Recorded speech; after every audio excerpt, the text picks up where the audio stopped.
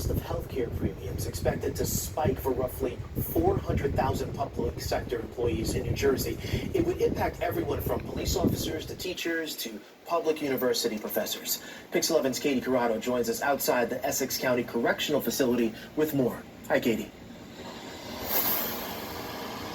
Hi, Jay. The corrections officers here are among the hundreds of thousands of state workers, public sector employees who could see their health care premiums rise by double digits next year.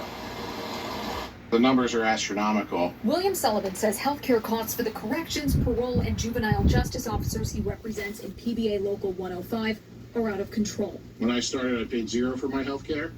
And right now, you could pay upwards of around $1,600, $1,700 a month. On Wednesday, New Jersey's State Health Benefits Commission proposed double-digit increases to health care premiums for public sector workers, 13% for state employees and 22% for those in local government. Our members are putting their lives on the line every day, abusing not only our bodies, but our minds. We need health care and the benefit levels to remain where they are. The exact increase in premiums will vary depending upon whether someone is still working, retired, or relies on Medicare.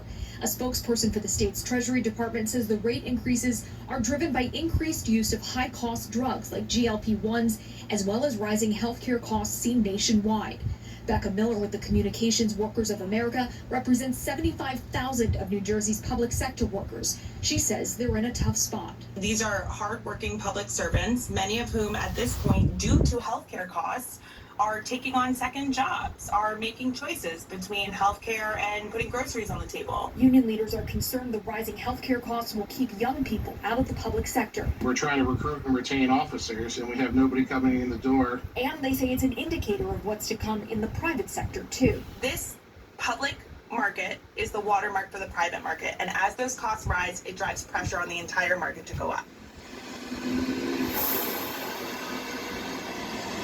I also spoke to the president of the state teachers union today, who told me that they are under a separate health care plan, but that they have their rate proposal meeting next week, and they expect to be in a similar situation. Reporting live in Newark, New Jersey, I'm Katie Corrado, Pix 11 News. Jay. Healthcare or groceries, tough choices ahead indeed. Thanks for that report, Katie. Mayor Mamdani announcing a